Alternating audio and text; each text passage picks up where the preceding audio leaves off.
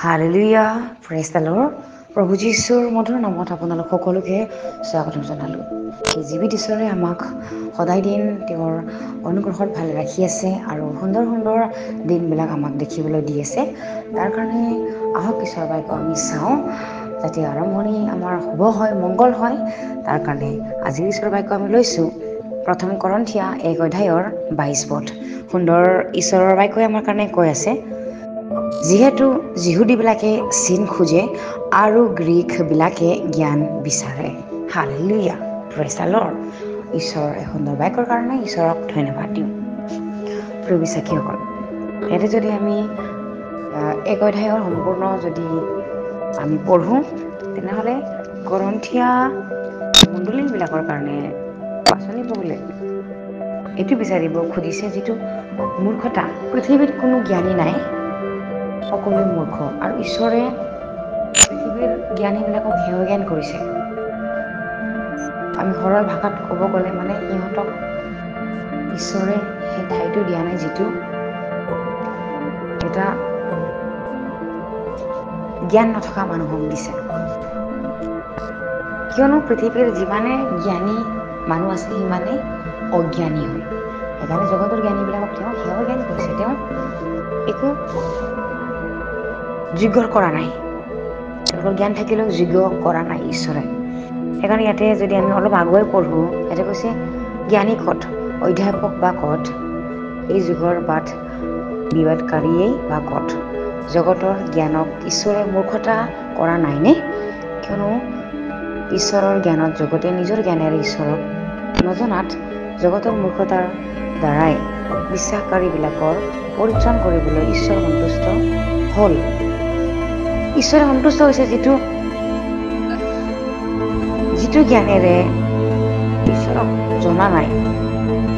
ঈশ্বৰে কি কৰিলে, যাতে জগতে নিজৰ জ্ঞানেৰে ঈশ্বৰক নজনাত, সিহঁতে যে নিজৰ জ্ঞানেৰে ঈশ্বৰক জনা নাই, জীৱিত ঈশ্বৰক জনা নাই, নিজৰ যিটো লিখা পঢ়া এডুকেশ্যন, তেওঁলোকৰ পঢ়াশালী, যিমান তেওঁলোকৰ ভাল ভাল মহৎ মহাপুৰুষ হওক, জ্ঞানী হওক, কিন্তু ঈশ্বৰক জনা নাই।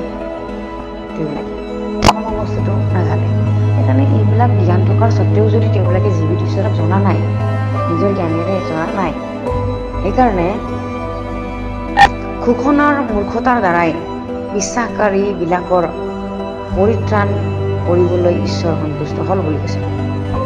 ঘোষণা, যিটো আমি ঘোষণা কৰিব লাগে ঈশ্বৰৰ বাৰ্তাটো, যীশুৱে প্ৰেম কৰে, যীশুৱে জগতক প্ৰেম কৰে, ঈশ্বৰে জগতক প্ৰেম কৰে। যীশুৱে বলিদান হ'ল মানৱ জাতিৰ কাৰণে, পিতৃৰ ইচ্ছা পালন কৰিলে। সেইটো হোৱা বাৰ্তা, সেইটো ঘোষণা আমি বিশ্বাসীবিলাকে কৰাৰ দ্বাৰাই যাতে পৰিত্ৰাণ পায় জগতৰ জ্ঞানীবিলাকে, জগতৰ যিবিলাক মানুহবিলাকে, সেই কৰ্মতে ঈশ্বৰে সন্তুষ্ট হ'ল বুলি কেনে কৈছে। সেইকাৰণে 22 পদত লিখা আছে যে, যিহেতু যিহুদীবিলাকে চিন খোজে আৰু গ্ৰীকবিলাকে জ্ঞান বিচাৰে। হালেলুয়া। জগতত এনেকুৱা মানুহ আছে, সিহঁতে চিন বিচাৰে যে খ্ৰীষ্টানসকলে বহুত চাফ চিকুণ, খ্ৰীষ্টানবিলাকে বহুত ভদ্ৰ, খ্ৰীষ্টানবিলাকে বহুত জ্ঞানী, আৰু তেওঁলোকৰ ব্যৱহাৰবিলাক ভাল। খ্ৰীষ্টানবিলাকৰ তেওঁলোকে এই চিনটো যদি খ্ৰীষ্টানবিলাকত নাপায়, খ্ৰীষ্টান ব্যক্তিসকলৰ লোৱা ব্যক্তিসকলৰ ভিতৰত যদি এই ব্যৱহাৰবিলাক তেওঁলোকে নাপায়, খ্ৰীষ্টান নহয় বুলি ক'ব। সেইকাৰণে সিহঁতে চিন বিচাৰে। আৰু এই চিন বিচাৰে যে খ্ৰীষ্ট যদি ঈশ্বৰ, খ্ৰীষ্ট যদি প্ৰভু হয়, তেনেহ'লে খ্ৰীষ্টই কিয় ক্ৰুচৰ পৰা নামি নাহিলে, নিজকে কিয় ৰক্ষা নকৰিলে? তেওঁলোকে এইটো চিনটো বিচাৰে। কিন্তু তেওঁলোকে এইটো নাজানে যে যীশুখ্ৰীষ্ট মৰিলেহে, যীশুখ্ৰীষ্ট ক্ৰুচত প্ৰাণ ত্যাগ কৰিলেহে তেওঁৰ তেজেৰে যে মানুহবিলাকে মুক্তি হ'ব, বা তেওঁৰ উচ্চ মৃত্যুৰ দ্বাৰাহে যে আমি নৰকৰ পৰা উদ্ধাৰ পালোঁ, সেইটো তেওঁলোকে নুবুজে।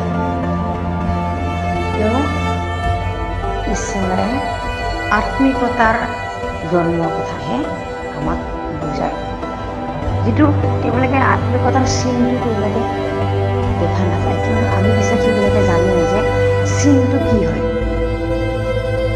যে আমাৰ মনটো সলনি কৰিলে, আমাৰ জীৱনটো সলনি কৰিলে আমি নতুন জীৱনত আছোঁ, আমি অনন্ত জীৱন পালোঁ। কিন্তু অনন্ত জীৱনটো কেনেকুৱা যিজনে খ্ৰীষ্টক গ্ৰহণ কৰিছে তেওঁহে জানিব যে তেওঁ আগতে কেনেকুৱা আছিলে, তেওঁৰ জীৱনটো কেনেকুৱা আছিলে, যে খ্ৰীষ্টক লৈ পেলাই সলনি হয়। Hallelujah, praise the lord. কিন্তু ইয়াতে যিহুদীবিলাকে চিন বিচাৰে যে আচৰিত মেৰাকাল কৰাজন কোন হয়। যদি আচৰিত মেৰাকাল কৰিব পাৰিছে তেনেহ'লে তেওঁ ঈশ্বৰ হয়, বা কিবা এটা আচৰিত এটা একদম নেদেখা চিন এটা, আচৰিত কৰ্ম এটা, বিষয় এটা, আচৰিত কাম এটা যদি কৰিছে তেনেহ'লে তেওঁলোকে ঈশ্বৰ বুলি গণ্য কৰিব, মানিব। কিন্তু আমাৰ চিন এইটোৱে যে আমি সলনি হ'লোঁ, ৰূপান্তৰিত হ'লোঁ, আমি আত্মাত জন্ম হ'লোঁ, আমাৰ আত্মীয় পুৰুষটো বৃদ্ধি হৈছে। কথা কোৱা, চলন বলন, পিন্ধা উৰা, আমাৰ জীৱনৰ চলন ফলন, ব্যৱহাৰবিলাক সকলোবোৰ সলনি হ'ল। এইটোৱে চিন হয়। সেইকাৰণে আমি খ্ৰীষ্ট বিশ্বাসীসকলে যিমান পাৰে খ্ৰীষ্টৰ বাক্যৰ মতে আমি যোৱা উচিত। খ্ৰীষ্টৰ কেনেকুৱা ব্যৱহাৰ, খ্ৰীষ্টত কেনেকুৱা হয়, খ্ৰীষ্টই কেনেকৈ আজ্ঞা মানিছিলে পিতৃৰ, ঠিক তেনেকৈ যদি খ্ৰীষ্টত কিবা এটা প্ৰুফ দেখা নাপায়, কিবা এটা প্ৰমাণ দেখা নাযায়, তেনেহ'লে জগতৰ মানুহবিলাকে খ্ৰীষ্টকে বদনাম দিব যে এই যেন খ্ৰীষ্ট বোলা ব্যক্তিজন দেখোন যেনেকুৱা আছিল তেনেকুৱাই। হালেলুয়া। সেইকাৰণে কি হৈছে, আমি সলনি হ'ব লাগে যাতে জগতৰ মানুহে চিন বিচাৰিলে আমাৰ ভিতৰত যেন চিন পায় যে মানুহজন হয় খ্ৰীষ্টক লৈ সলনি হৈছে। হালেলুয়া। কেৱল নিজে সলনি নহয়, আমি গোটেই পৃথিৱীটোকে সলনি কৰিব পাৰোঁ, নতুন কৰিব পাৰোঁ। যিবিলাক চৈতানৰ অৱদান আছে, মন্দৰ কাৰ্যত লিপ্ত হৈ আছে, বাক্যৰ ভিতৰে যিজনে ঈশ্বৰৰ পৰা জন্ম পোৱা হয় তেওঁ জগতত। Hallelujah, praise the Lord. বিশ্বাসীসকল, মই বিশ্বাস কৰোঁ বাক্যৰ যোগেদি সকলোৱে আশীৰ্বাদ প্ৰাপ্ত হৈছে বুলি। আগামী একেলগে আলোচনা কৰোঁ।